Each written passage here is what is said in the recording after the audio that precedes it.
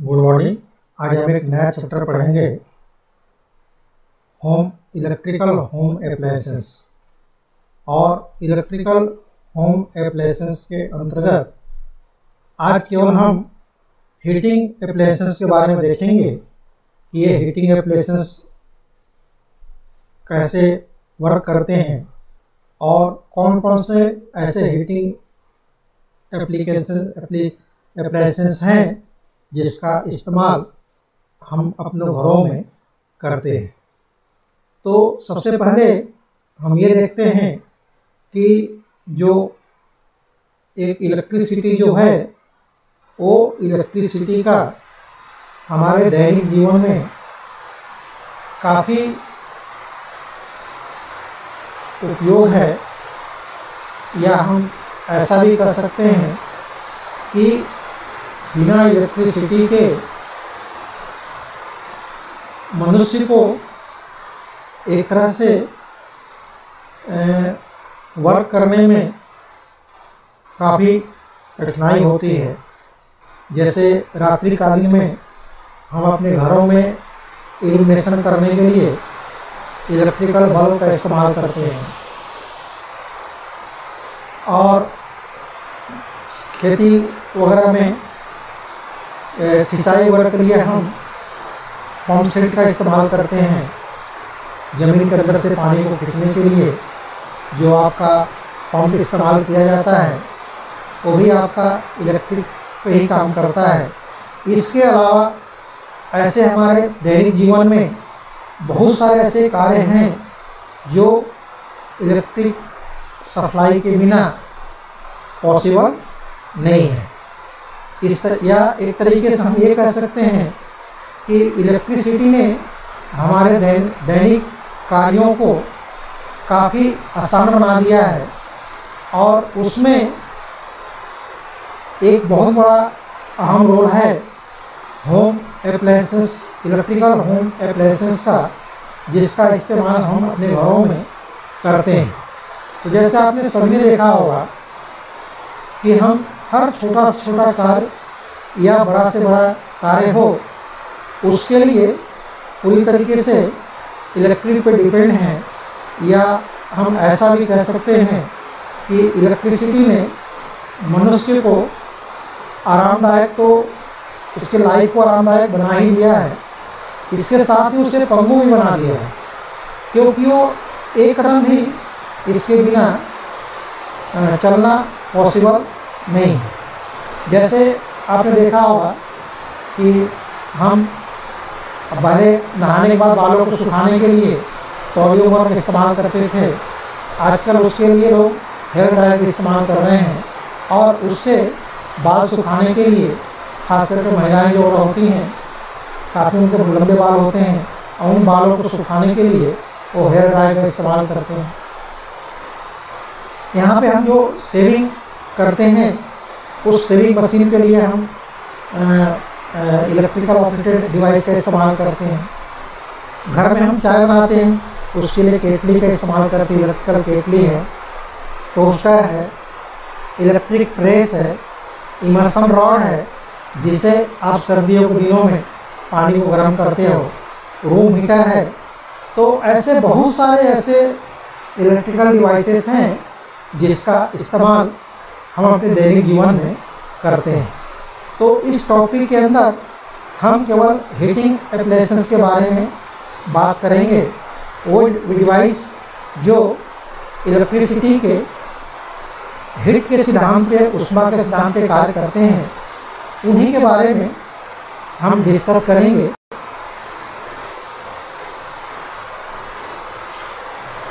तो सबसे पहले देखते हैं हम कि ऐसे बहुत सारे हीटिंग डिवाइसेस वगैरह हैं। जैसे आपका ओवन है, हॉट प्लेट है। इसके अलावा इलेक्ट्रिकल लैब वगैरह में जो हम जो लैब वगैरह जो होते हैं, वहाँ पर भी ऐसे बहुत सारे डिवाइसेस हम इस्तेमाल करते हैं। इसके अलावा oil bath, salt bath, sand bath, air bath, hot tube furnace, hot air gun, micro oven, ऐसे बहुत सारे डिवाइसेस हैं जो हीटिंग के सिद्धांत पे काम करते हैं और जिसका इस्तेमाल हम अपने घरों में करते हैं। तो इस तरीके से स्टीम हीटेड डिवाइसेस जो होते हैं वो उनका इस्तेमाल हम जनरली 100 डिग्री सेंटीग्रेड टेम्परेचर या उससे कम टेम्परेचर पे जहाँ रिक्वायर्ड हो वहाँ पे हम स्टीम हीटेड डिवाइस का इस्तेमाल करते हैं।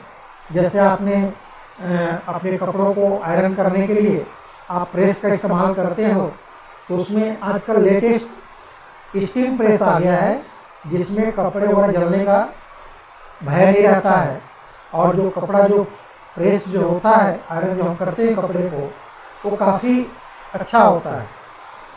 तो इस तरीके से अगर 100 डिग्री सेंटीग्रेड से ऊपर टेम्परेचर पे हम स्टीम हीटेड डिवाइसेस का इस्तेमाल करेंगे तो वहाँ पे स्पार्किंग और शॉक का खतरा बना रहता है।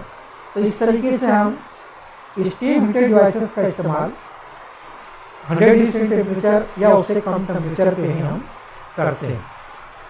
तो आगे हम देखेंगे इसमें कि हीट प्रोड्यूसिंग फैक्टर कौन कौन से हैं।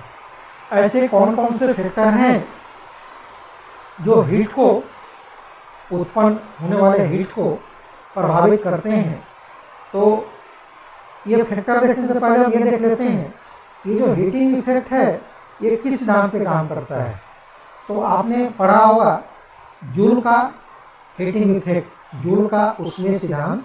जूल ने एक सिद्धांत बनाया था, एक रूल बनाया था, एक नियम का आविष्कार किया था कि जब किसी खास धातु के कॉइल में अगर हम करंट को प्रवाहित करें तो उसमें एक निश्चित टेम्परेचर के बाद थोड़ी बहुत लाइट के साथ काफ़ी मात्रा में हीट उत्पन्न होता है और उसी जूल के सिद्धांत पे ये सारे हीटिंग एप्लायंसेस काम करते हैं। तो जूल ने जो सिद्धांत दिया था उन्होंने बताया था कि H समानुपाती होता है I² RT के। H मतलब उत्पन्न हुई हीट, तो हीट जो होगा वो करंट के वर्ग के समानुपाती होता है। हीट जो होता है वो रेजिस्टेंस के समानुपाती होता है और हीट जो होता है वो परिवाहित होने वाली टाइम पे भी, समय पे भी डिपेंड करता है। तो इस तरीके से जूल ने एक फार्मूला दिया था H समानुपाती I² RT और वहाँ पे हमने एक कांस्टेंट रखा था जूल स्थिरांक जिसको बोलते हैं, हम उसको J से दर्शाते हैं। इस प्रकार से हमको एक फार्मूला मिल जाता है H बराबर होता है JI² RT, जहाँ J कांस्टेंट है जिसे हम जूल स्थिरांक कहते हैं। तो इसी सिद्धांत पे ये सारे हीट एप्लायंसेस काम करते हैं। तो चलिए आगे हम देखते हैं कि ऐसे कौन कौन से फैक्टर हैं जो किसी हीटिंग डिवाइसेस में उत्पन्न होने वाले हीट को प्रभावित करते हैं। तो सबसे पहला जो पॉइंट उसमें आता है वो आता है करंट, यानी जो हीटिंग एलिमेंट है उस हीटिंग एलिमेंट के अंदर आप कितना करंट प्रवाहित कर रहे हो, क्योंकि उत्पन्न होने वाली जो हीट जो होती है वो प्रवाहित होने वाली करंट के वर्ग के समानुपाती होती है। तो ये एक बहुत बड़ा फैक्टर है जो कि किसी हीटिंग डिवाइस के अंदर उत्पन्न होने वाले हीट को क्या करता है, प्रभावित करता है। दूसरा जो है वो है resistance of the heating element.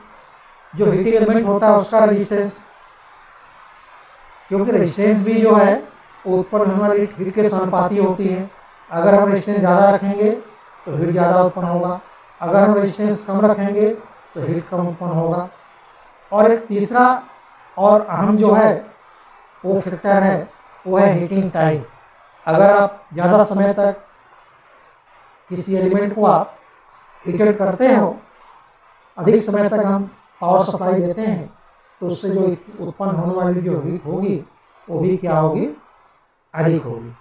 उसके बाद आता है आपका वेंटिलेशन अरेंजमेंट, किस प्रकार का वेंटिलेशन का अरेंजमेंट है, ये भी एक बहुत बड़ा फैक्टर है हीटिंग डिवाइसेस के में उत्पन्न होने वाले हीट को प्रभावित करने के लिए। नेक्स्ट उसमें आता है surrounding atmosphere of the heating element. Heating element के चारों ओर किस प्रकार का एटमॉस्फेयर है, क्योंकि अगर मान लीजिए ठंड का मौसम है तो उसके चारों ओर काफ़ी अगर ठंडी कंडीशन में है तो वहाँ पे हीट कम उत्पन्न होगा। और नेक्स्ट आता है आपका shape of the heating element. जो हीटिंग एलिमेंट का जो शेप जो होता है वो भी हीटिंग एलिमेंट में उत्पन्न होने वाले हीट को, किसी डिवाइस के अंदर उत्पन्न होने वाले हीट को क्या करता है, प्रभावित करता है।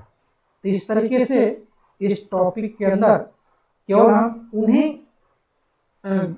हीटिंग अप्लायंसेस के बारे में बात करेंगे या होम अप्लायंसेस के बारे में बात करेंगे जो पूरी तरीके से ऊष्मा पे आधारित होते हैं और उसी के सिद्धांत पे ये वर्क करते हैं।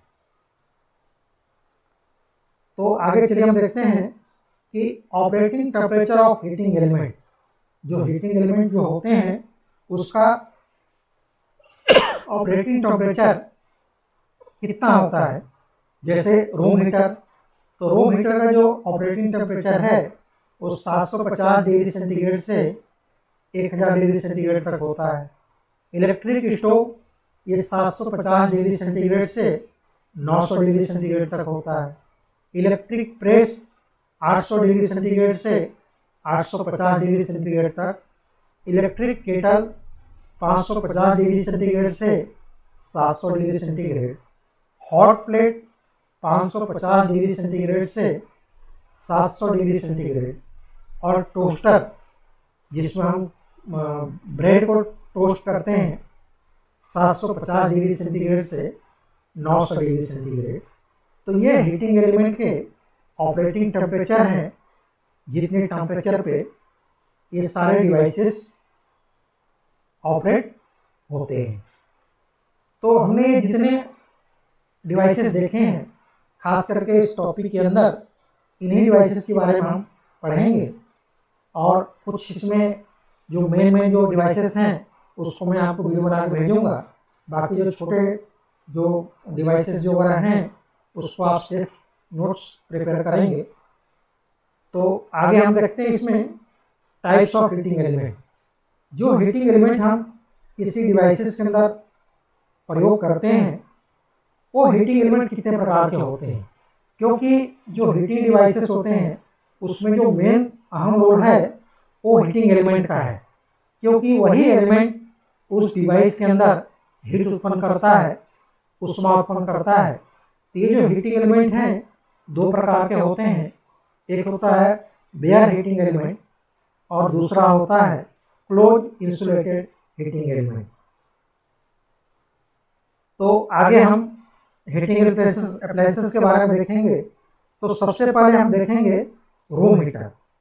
तो रूम हीटर क्या होता है? रूम हीटर सर्दियों के दिनों में जब काफ़ी ठंड बढ़ जाती है तो हम अपने कमरों में क्या करते हैं, रूम हीटर का इस्तेमाल करते हैं और कमरे के अंदर हीटर को ऑन करने से आपके रूम का जो टेम्परेचर है वो टेम्परेचर क्या हो जाता है, बढ़ जाता है। और सर्द के दिनों में, सर्दी के मौसम में ज़्यादातर इसका इस्तेमाल किया जाता है। और बारिश के दिनों में भी हमारे रूम वगैरह नमी आ जाती है या कपड़े को सुखाने वगैरह के लिए रूम के अंदर में हम हीटर ऑपरेट करते हैं, हीटर को चलाते हैं। तो इस तरीके से दो प्रकार के रूम हीटर होते हैं।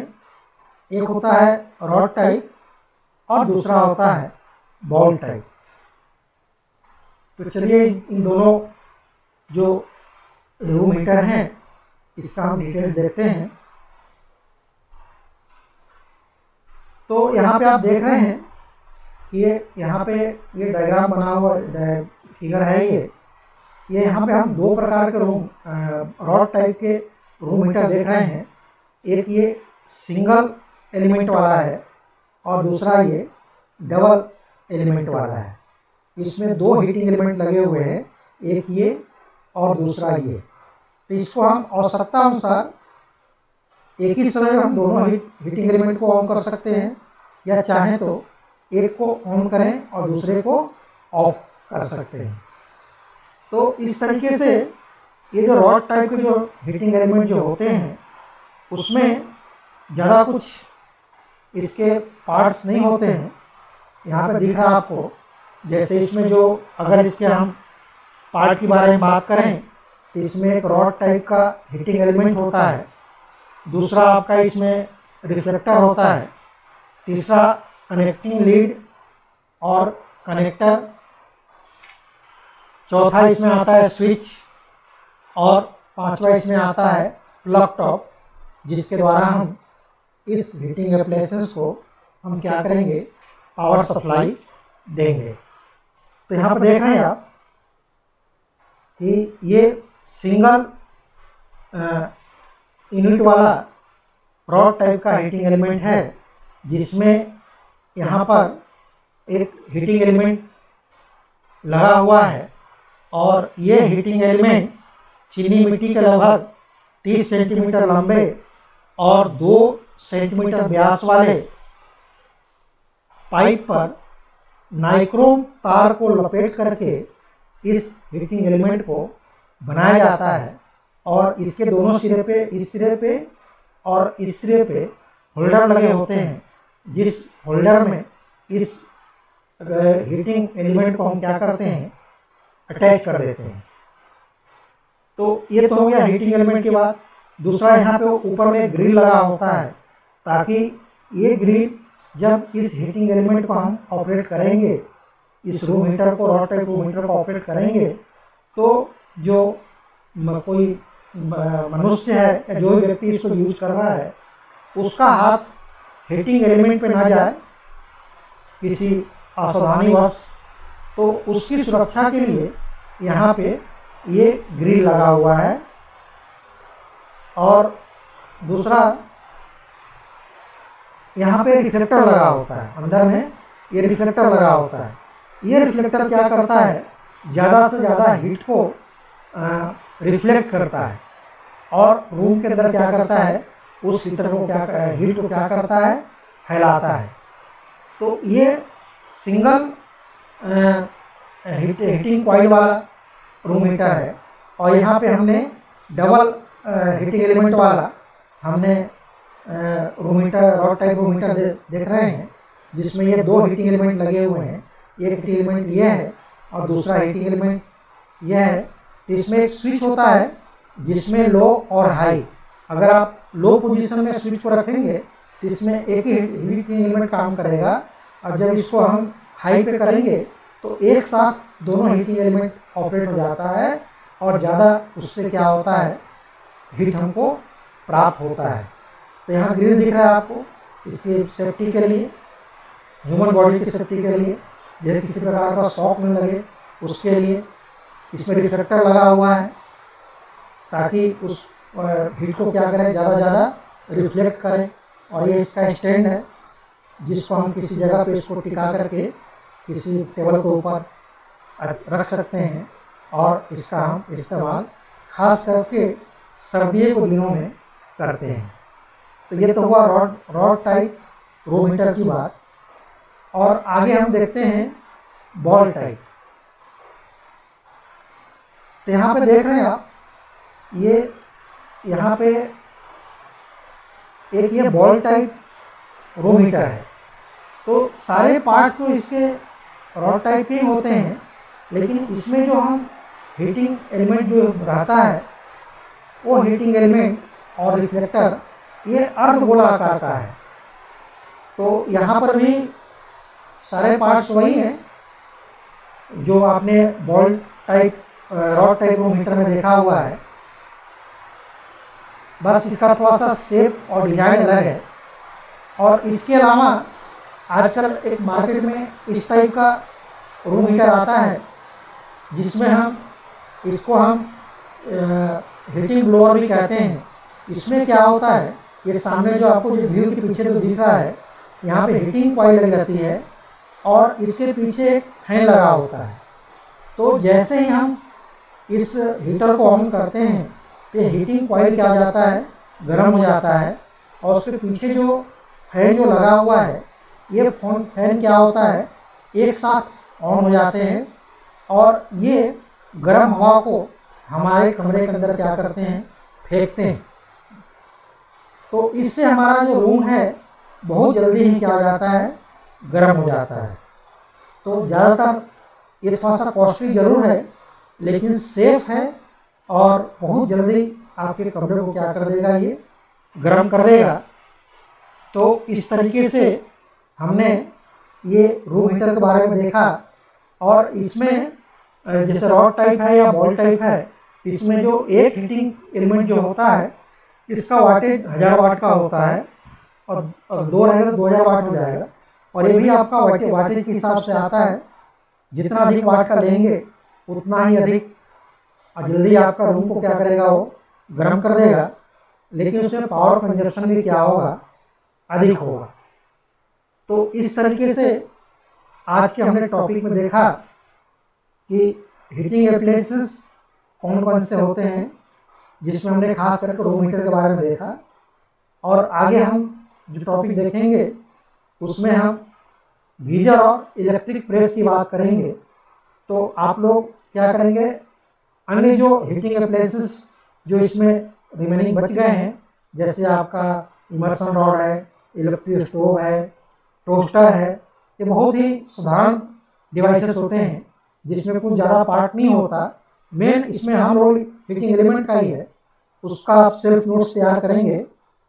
और इससे आगे टॉपिक हम देखेंगे कि गीजर और ऑटोमेटिक प्रेस इलेक्ट्रिक आयरन कैसे वर्क करता है।